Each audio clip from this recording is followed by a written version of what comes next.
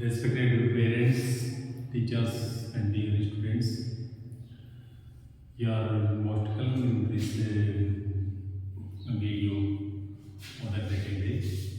Before that day, we read and learn of the sounds, what is the pronouns or sound of the alphabet, the consonant and the vowel. After we take the vowel starting A, E, I, U, say, first we take the vowel A, and after that O, and then third I, and now we take the vowel U. What is the sound of the U? इससे हमें अभी ए short vowels ही लेकर चल रहे हैं कि अपन long vowels लेके चल रहे हैं, जिससे कि बच्चा स्टार्टिंग से स्टार्ट करे तो उसको एक इजी वे में उसको अंडरस्टैंडिंग हो सके और उसका एक धीरे धीरे स्टेप बाय स्टेप उसका कॉन्फिडेंस जग सके। मैं सभी टीचर्स से एंड पेरेंट्स से रिक्वेस्ट करता हूँ कि जब भी इस वीडियो को देखें तो आप अपने बच्चों को इसके साथ में लेकर बैठें और इसी प्रकार से उसका अभ्यास कराने की कोशिश करें। श्योर कह सकता हूँ इस बात को कि वो अपने इस लर्निंग का इंग्लिश की जो स्टार्टिंग होती है उसको इजीली तरीके से वो अपने कॉन्फिडेंस के साथ में लर्न करते हुए चलें। Now let's come on at the point the short sound of vowel you.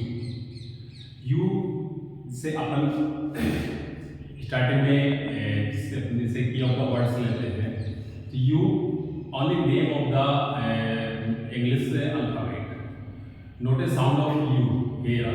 First भी शॉर्ट वोवल लेके चल रहे हैं अपन इसको कि इसका यू भी जैसे अपन यू से अपन को जो स्टार्टिंग में ब्रेक के अंदर क्लास में बच्चे को लर्निंग कराते हैं यू के साथ में अपन उसको बोलते हैं you for umbrella. It means that you sound here the only short that is the remember से वर्ड से आपके पास में उसको स्टार्टिंग करा सकते हैं कि यू से अप है, अम्ब्रेला है, एज की word for you that is vowel and there is different sound between swa से आपको नेक्स्ट टेबल मैंने बना करके दी थी। So U H only short बिल्कुल उसको एक ही जैसे भी उसमें बिल्कुल भी साउंड नहीं आता है। So that here is the U for sound है and there are given some words of the CBC, C for consonant and B for vowel and C for consonants. Only three alphabet we take here and partly sound of their of these words. So come on, let इस direct इसको बच्चे को इस प्रकार से ना बुलाएंगे D U N, no उसका साउंड क्या है, साउंड से ही उसको स्टार्ट करेगी, अदरवाइज उसको बैड हैबिट पड़ेगी, वो इस प्रकार से ही रीड करेगा और बच्चा क्लियरली उसका साउंड करना चाहिए, वो साउंड नहीं कर पाएगा। सो यू दैट है ब अ न बन, फ अ न फन, र अ न रन, स अ न सन, ग अ न गन, न अ न नन, प अ न पन, ब अ ट बट, क अ ट कट, ग अ ट गट, ह अ ट हट, न अ ट नट, ज अ ट जट, श कॉम्बाइन, इसको कॉम्बाइन बोलते हैं जैसे अपन हिंदी में बोलते हैं सिसियों में सिसिटोन।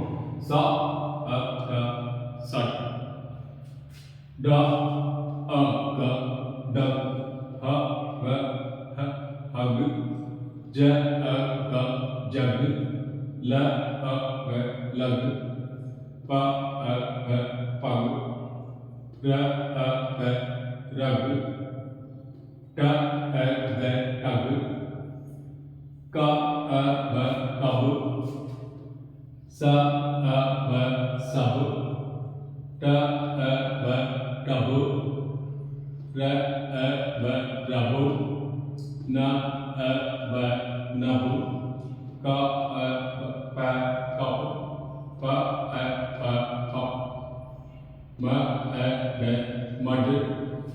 इसी प्रकार से ये वर्ड्स को साउंडिंग की कराते हुए चलेंगे। पहले उनको अलग अलग सेपरेट बोलना एंड आफ्टर दैट मिक्स ब बम ग गम ह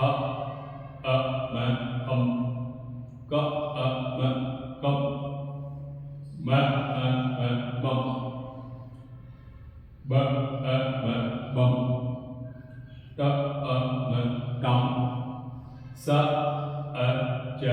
सच। 1 टाइम 2 टाइम 3 टाइम आप बच्चे को इस प्रकार से उसको learning in understanding you are undertaking. So surely बच्चा उस बात को इसमें इंटरेस्ट लेगा और वो अपने इस वर्ड्स के प्रोनाउंसिएशन में क्लियर कर पाएगा कि मेरा वो है।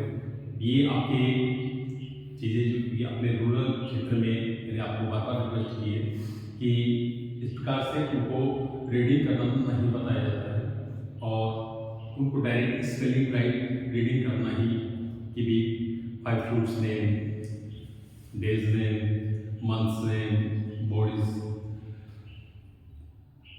नेम और टोटली वेजिटेबल्स एंड अदर उनकी इंटेलिजेंस से करना इस बात को कि भी ये देखो ये अपनी ये इसकी लर्निंग सही, बट मैं तो नहीं मानता कि इस प्रकार से उसकी लर्निंग सही हो पाई। यदि बच्चा रीडिंग नहीं कर पाएगा तो वो राइटिंग भी नहीं कर पाएगा। कितना क्या वो इस प्रकार से लर्न करेगा स्पेलिंग्स को, ये इम्पॉसिबल बात है। सो यू इस बात की तरफ से ध्यान दें कि हमें बच्चे को इस प्रकार से पढ़ाना है और इसी प्रकार से हमें उनको प्रोग्रेसिव बनाना है।